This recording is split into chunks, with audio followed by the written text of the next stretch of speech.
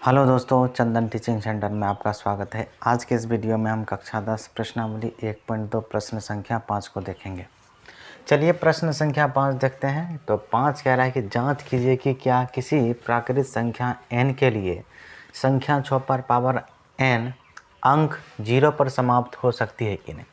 तो ये एक समझने वाला सवाल है कि कोई भी संख्या है तो अगर 6 पर पावर n यानी n क्या है दे रखा है कि किसी प्राकृत संख्या n के लिए, मतलब n यहाँ पर एक प्राकृत संख्या है।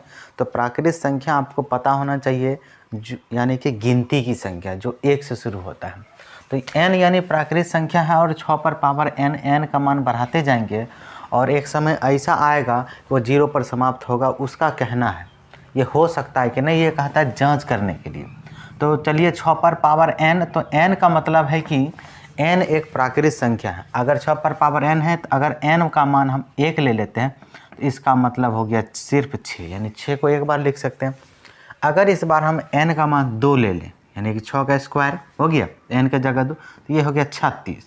तो ये हम देख रहे हैं कि तो यहाँ समाप्त होने का बाद क्या है 0 पर। कहाँ पर? तो ये समाप्त 6 पर हो रहा है, ये भी 6 पर ही समाप्त हो रहा है। अगर हम इस बार n का मान 3 ले लें तो इसको लिख सकते हैं 6 गुने 6 गुने 6, 36 गुना 6, और 36 गुना 6 हो जाएगा आपका 216। ठीक है, 6 छः 36, 6 3 18 3 21, 216। ये कितना हो गया 216। ठीक है, और उसी तरह अगर हम n का मान 4 लें यानी n प्राकृत संख्या ही होना चाहिए और आपको चेक करना है कि 0 पर समाप्त होता है कि नहीं। ये होगा नहीं, ये कभी नहीं होगा। चलिए आगे भी देख लेते एक ठो और। अगर 6 पर पावर 4 कर दे, इसका मतलब है n का मान 4 लिए। क्या लिए? n का मान 4। तो इसका मतलब हुआ 6 गुने 6 गुने 6 गुने 6, 36 गुना 6 फिर से 6 यानी 216 को फिर 6 से गुना कर लीजिए। 216 गुना 6, 6 छः 36 और 6 3 हो गया 9 और 6 दूनी 12, ये हो गया आपका 1296। देखिए फिर से, यानी कि 0 पर तो वो समाप्त नहीं हो रहा है, लेकिन हम एक बार देख रहे हैं कि सभी समाप्त कहाँ पर हो रहा है 6 पर समाप्त हो रहा है। ये 0 पर तभी समाप्त होता जब इसका जो अभाज्य गुणन करेंगे, जो भी संख्या है जैसे कि 1296 आएगा। ठीक है, जो भी संख्या दे रखा है उसमें 2 और 5 आता है। देखिए आप, जैसे मान लीजिए कि 10, देखिए 10 एक ऐसा संख्या है जो 0 पर समाप्त हो रहा है। कहाँ पर? 0 पर। अगर आप 10 का अभाज्य गुणनखंड करिएगा तो इसका आएगा 2 गुने 5। इस तरह से 10 का आप करिएगा तो 2 पंचे 10 और 5 एकम 5। देखिए 2 और 5, तो इसके अभाज्य गुणनखंड में 2 और 5 आया। तो यहाँ पर देखिए कुछ आई नहीं, सिर्फ 6 के अलावा कुछ नहीं आ रहा है। नहीं 2 3 आएगा, इसका 2 3 2 3 2 3, ठीक है, आ जाएगा। तो अगर वहीं हम बात करें 20 का, तो 20 भी एक ऐसा संख्या है जो 0 पर समाप्त हो रहा है। ठीक है, तो यहाँ पर अगर इसकी बात करें तो 20 का अगर आप अभाज्य गुणनखंड करेंगे तो 2 से हो जाएगा 10 बार में, 2 से चला जाएगा 5 बार में और 5 से चला जाएगा 1 बार में। तो देखिए इसमें भी 2 5 आया, 2 ठो 2 आया, 2 दूनी 4 पंचे 20 हो गया। यानी जितना भी संख्या है अगर वह 0 पर समाप्त होगा तो उसके अभाज्य गुणनखंड में 2 और 5 तो निश्चित होगा, चाहे 1 बार हो या 2 बार हो या 3 बार हो, लेकिन 2 और 5 तो 100% होगा। ठीक है, तो इसका मतलब हम कह सकते हैं कि ये जो 6 पर पावर n है, जब हम इसका अभाज्य गुणनखंड करते हैं तो इसमें 2 और 5 नहीं आता है। 2 और 5 के अलावा कोई और आ जाता है, 3 आ जाता है। देखिए n का मान बढ़ाते गए इसका वैल्यू भी बढ़ते गया। जब आप इसका अभाज्य गुणनखंड करेंगे तो 2 और 5 नहीं आएगा, 2 और 5 एक साथ आना चाहिए तभी ये संभव। ठीक है, तो यहाँ से हम कह सकते हैं कि ये 0 पर समाप्त नहीं होगी। कोई भी संख्या 0 पर तभी समाप्त होगी जब उसके अभाज्य गुणनखंड में 2 और 5 आएगा। तो यहाँ पर हम कहेंगे कि ठीक है, तो यहाँ पर आपको सिर्फ लिखना है, ये समझने वाला क्वेश्चन था और जांच करना था। ठीक है, तो यहाँ पर हम कहेंगे कि कोई भी संख्या, ठीक है, कोई भी संख्या 0 पर तभी समाप्त हो सकती है जब उसके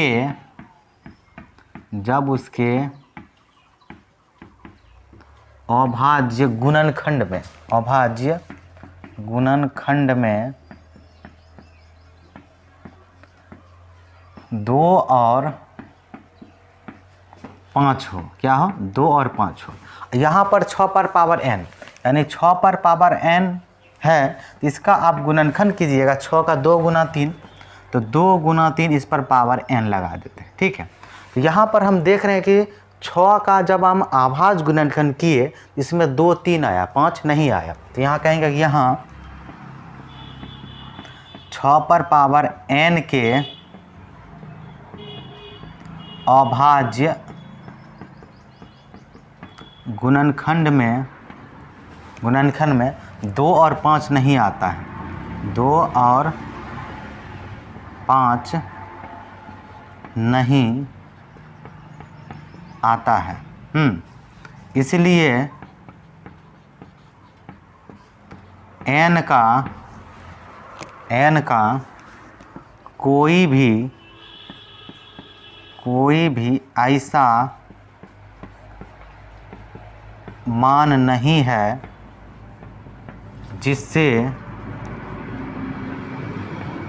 वह 0 पर समाप्त हो, 0 पर समाप्त हो। यह समझने वाला प्रश्न था और कुछ नहीं था।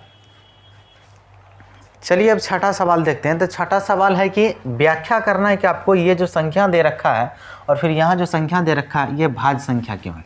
तो सबसे पहले हम भाज्य संख्या की बात करें तो भाज्य संख्या उसी को कहेंगे जिसमें केवल यानी कि कम से कम 3 को गुणनखंड है। नहीं समझ में आया? दूसरा भाषा में जैसे देखते हैं एग्जाम्पल के थ्रू, जैसे 4 एक भाज्य संख्या है क्योंकि ये 1 से जाता है यानी कटता है, 2 से भी कट जाएगा और 4 से भी कट जाएगा। ऐसा संख्या जिसमें कम से कम 3 को गुणनखंड हो, यानी कि 1 को छोड़ करके और 2 को, एगो 1 से कटबे करेगा, एगो अपने आप से कटेगा और एगो कोई दूसरा आ जाए, तो उसको कहेंगे हम भाज्य संख्या। अगर हम 5 की बात करें ना, ये देखिए अभाज्य संख्या होगा, यानी इसमें देखिए केवल 2 ठो गुणनखंड है, ये 5 से जाएगा, 1 और 5 के सिवा कोई ऐसा संख्या नहीं है जो इसको काट सके, उसको कहेंगे हम अभाज्य संख्या। वहीं 6 की बात करें, अगर 6 आ जाए आपका, एगो 1 से कटेगा, एगो 2 से कटेगा और एगो 3 से कटेगा और एगो 6 से कटेगा, यानी अब देखिए इसमें टोटल 1 2 3 4 क्या ठो गुणनखंड हुआ, 4 गो। तो भाज्य संख्या उसी को कहेंगे जिसमें 2 से अधिक गुणनखंड हो, यानी कि वो 1 को छोड़ करके कोई और 2 को गुणनखंड आया, उसको भी हम अभाज्य संख्या कहेंगे। देखिए इसमें 1 को छोड़ कर 2 को गुणनखंड आया तो ये हो गया भाज्य संख्या। ये 1 को छोड़कर 1 के गुणनखंड आया, ये हो गया अभाज्य संख्या। 1 को छोड़ करके इसमें 3 गुणनखंड आया तो ये हुआ भाज्य संख्या। समझ गए? तो यानी आपको इसमें सिर्फ गुणनखंड दिखाना है।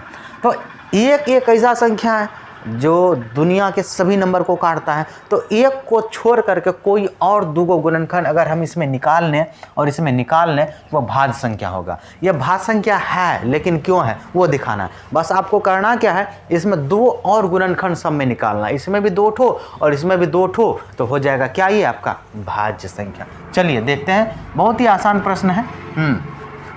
अब हल करते हैं इसको हम। तो सबसे पहले हम लिखेंगे क्या, हल।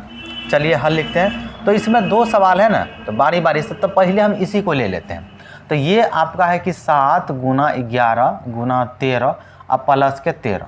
तो आप यहाँ से यहाँ तक देखेंगे और यहाँ से, तो इसमें टोटल 2 को टर्म है। ऐसा मत कहिएगा 1 2 3 4 को टर्म, नहीं, टर्म माने पद का जो गिनती होगा सिर्फ प्लस माइनस के चलते। यहाँ प्लस है तो यहाँ से यहाँ तक एगो हो गया, चूँकि यहाँ से यहाँ तक सारा गुना में, तो सारा गुना करेंगे तो एगो नंबर बन जाएगा, और यहाँ पर एगो, तो 2 गो टर्म है। तो इन दोनों टर्म में आप ध्यान से देखेंगे आपको कुछ ना कुछ कॉमन दिखेगा। जरा बताइए। तो ये देखिए ये 13 इसमें भी है और इसमें भी है, तो एक काम करते हैं दोनों से 13 को कॉमन ले लेते हैं, ठीक है। तो यहाँ से 13 जब कॉमन लीजिएगा तो यहाँ पर आपको बच जाएगा 7 गुना 11 और 13 जाएगा कितना बार में, एक बार में। जो चीज़ कॉमन लेते हैं ना उसी से भाग दे के लिखते हैं, तो ये एक बार में कट रहा है। उसके बाद प्लस है तो प्लस लगा देंगे, और यहाँ पर देखिए ये 13 कितना बार में कट रहा है, एक बार में, ठीक है। अब अंदर में यहाँ से तक गुना और इस एक को जोड़ लेंगे, ठीक है।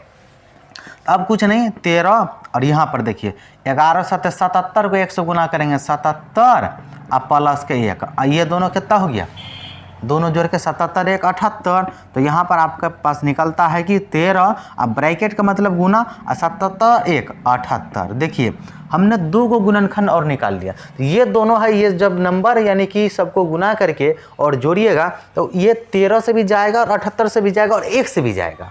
आपको बोले ना ये जो संख्या है इसको गुना करिएगा तो 1 से जब करेगा, क्योंकि एक ऐसा संख्या जो सबको काट देता है। इसीलिए तो हमने 2 गुणनखंड और निकाल लिया एक को छोड़ करके। तो ये कैसा संख्या हो गया? अभाज्य संख्या। कहेंगे कि यहाँ पर या यहाँ 1 के अतिरिक्त क्या बोलेंगे? 1 के अतिरिक्त 2 और गुणनखंड है, 2 और गुणनखंड है। इसलिए यह भाज्य संख्या। कैसा संख्या है? इसलिए यह कैसा संख्या हो गया? भाज्य संख्या। ठीक है, तो उसी तरह की ये सेकेंड वाला सवाल है। ठीक है, सेम। तो इसमें भी आपको क्या करना है? 1 के अलावा कोई 2 गुणनखंड निकालनी है तो भाज्य संख्या। हाँ, भाज्य संख्या का मतलब ही होता है कि कम से कम 3 गुणनखंड होना चाहिए। एक तो होबे करेगा, 2 और निकाल लीजिए, हो गया, बात खत्म। ठीक है, अब यहाँ से चलिए इसको देख लेते हैं। सवाल है आपका 7 गुने 6 गुना 5 गुना 4 गुना 3 गुना 2 गुना 1 प्लस के 5। बस अब देखिए पूरा टर्म यहाँ से यहाँ तक क्या है? गुना में, और ये इसके बाद प्लस है। तो एक ठो टर्म इधर हुआ, एक ठो टर्म इधर हुआ। आपको बताएं टर्म का जो गिनती होता है, पद का गिनती प्लस माइनस के चलते होता है, ये बात हमेशा याद रखिएगा। ठीक है, उसके बाद चलिए देखते हैं। तो यहाँ से यहाँ तक ध्यान से आप देखेंगे, दोनों में कुछ ना कुछ तो आपको कॉमन जरूर नजर आएगा। तो ध्यान से देखने पर देखिए ये 5 यहाँ भी है और इसमें भी। एक काम करते हैं, 5 को हम कॉमन ले लेते हैं। क्या करते हैं? कॉमन, यानी बाहर जो चीज़ कॉमन लेते हैं उसके बाद जो रेस्ट बचता है वो ब्रैकेट का इस्तेमाल करते हैं और लिखते जाते हैं और उसमें भाग देंगे। ठीक है, तो यहाँ से यहाँ देखिए 7 तो जाएगा नहीं, 7 का 7, 6 का 6 और 5 से ये 5 चले जाएगा एक बार में, तो 1 लिखें। अब गुना 4 वैसे आएगा, गुना 3 वैसे आएगा, गुना 2 वैसे आएगा, गुना 1 वैसे आएगा। अब प्लस, और ये 5 से 5 कितना बार में कटेगा? आपका एक बार। बस आपको कुछ नहीं करना है, यहाँ से यहाँ तक गुना है, गुना करके इसको जोड़ लेना है। ठीक है, तो आपके पास आएगा 5 इंटू, चलिए यहाँ से गुना करते, 1 को 2 गुना किया 2 और 2 तिया 6, 6 चौक 24, यहाँ तक 24 हुआ, याद रखेंगे ये 24 हो गया। उसके बाद 1 गुना 6, 6 और 6 से 42। एक काम करता है 42 को आप 24 से गुना कर लीजिए। ठीक है, तो 4 दूनी 8, 4 चौक 16। ठीक है, और उसके बाद 2 दूनी के 4 और 4 दूनी का 8। एक बार क्रॉस चेक कर लें, 4 दूनी 8, 4 चौक 16 और 2 दूनी 4, 4 दूनी 8, 8 6 14 का 4, 8 6 14 8 1 9 1 10, 1048। कितना हो गया? ये 1048 यानी 1048 अब प्लस 1 हो गया। तब बस कुछ नहीं, अब इसको जोड़ लेना है ब्रैकेट में बंद करके। ये हो गया। अब ये हो गया आपके पास 1048 और 1 49, तो 1000 हो गया 49। तो ये ब्रैकेट का मतलब क्या होता है? आपका गुना। तो यहाँ लिखेंगे 5 गुना 1049। अब देखिए ये 2 और गुणनखंड इसका हमने निकाला, तो ये जो संख्या बनेगा ना, सबको गुना करेंगे और जोड़ेंगे तो ये 5 से भी कटेगा और 1049। ठीक है, तो ये एक ऐसा नंबर है। तो ये 1 को छोड़ करके आया, क्या आया? 1 तो है, ये है, तो 1 2 यहाँ निकाले, 1 क्या गुणनखंड हुआ? 3 गो। तो 3 गो गुणनखंड जैसे आया 1 के अलावा, मतलब 1 को छोड़कर 2 निकालने, 3 गो हुआ ना, तो 1 को छोड़ करके 2 निकला तो हो गया कैसा संख्या? भाज्य संख्या। तो अब हम क्या कहेंगे कि यहाँ 1 के अतिरिक्त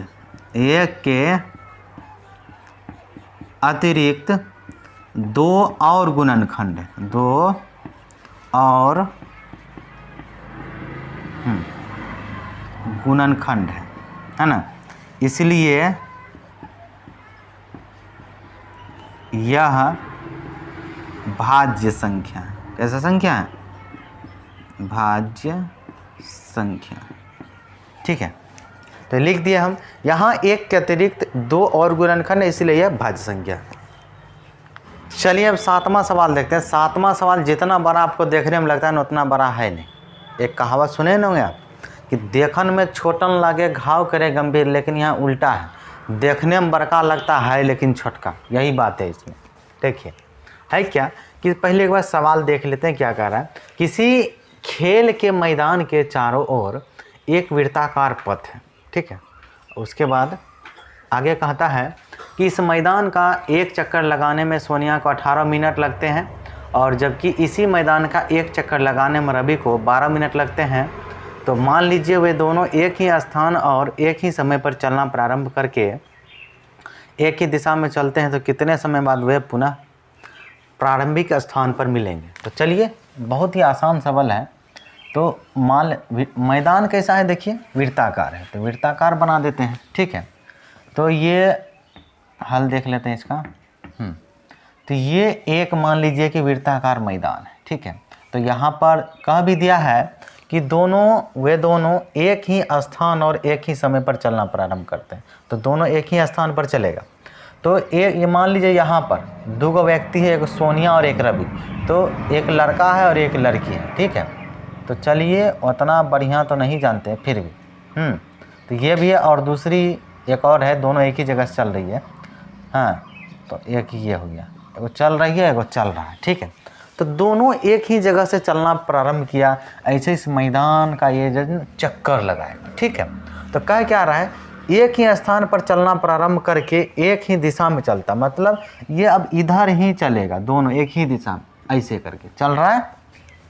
कितने समय बाद वे पुनः प्रारंभिक स्थान पर मिलेंगे, यानी कितना समय बाद वे दोनों यहाँ पर प्रारंभिक स्थान, मतलब जहाँ से वो चलना शुरू किया था, ठीक है, आके दोबारा मिल जाएगा।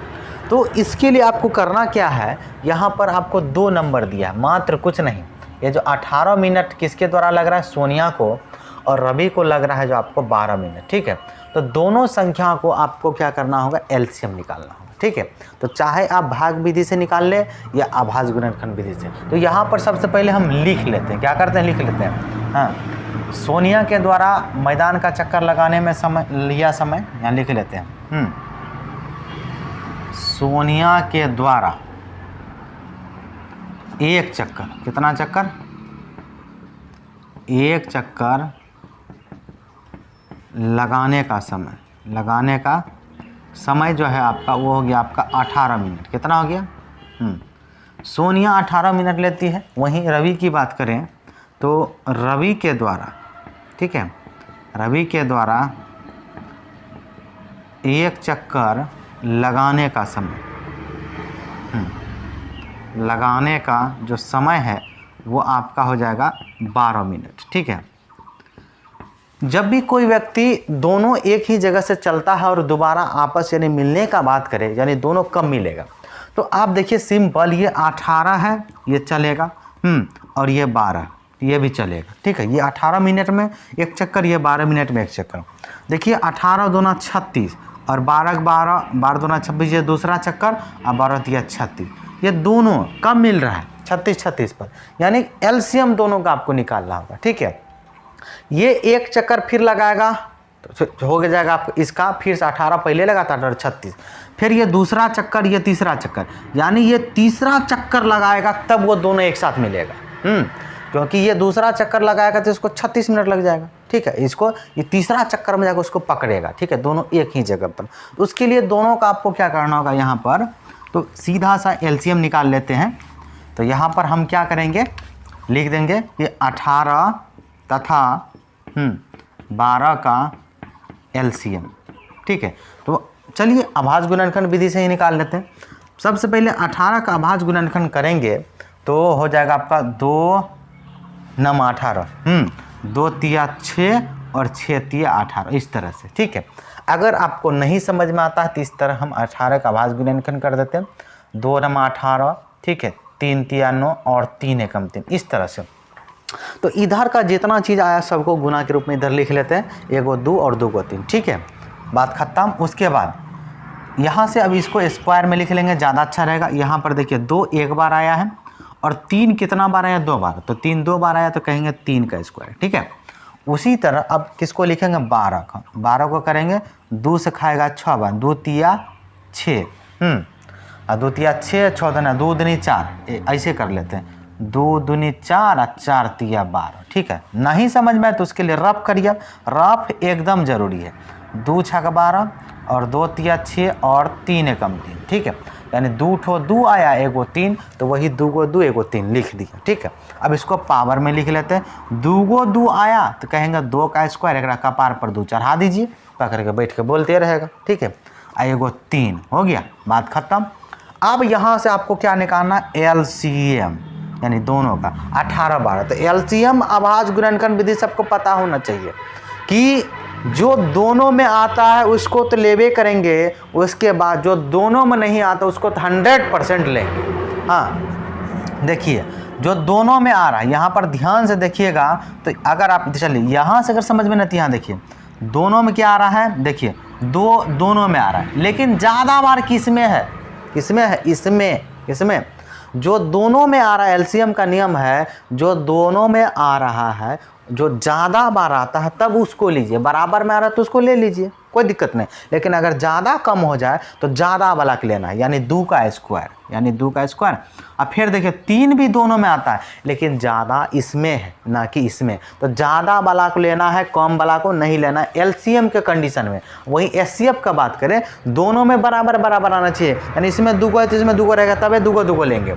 अब वहीं देखिए इसमें 2 गो, इसमें एगो, तो एगो ही लेंगे, वो SCF हो गया, ठीक है। तो यहाँ LCM है तो हाईएस्ट बार इसमें है तो 3 का स्क्वायर, ठीक है। अब इसका जो LCM हो जाएगा आपका, ई हुआ 4, ई हुआ 9, 9 चौक कत्ते हो गया 36, तो 36 मिनट आपका ये आंसर हो गया, ठीक है। यानी 36 मिनट के बाद दोबारा वो यहाँ मिलेगा दोनों। दोस्तों अगर आपको यह वीडियो अच्छा लगे तो वीडियो को लाइक ज़रूर करें, और हमारे चैनल पर पहली बार आए हैं तो चैनल को सब्सक्राइब ज़रूर करें। वीडियो को देखने के लिए आपका बहुत बहुत धन्यवाद।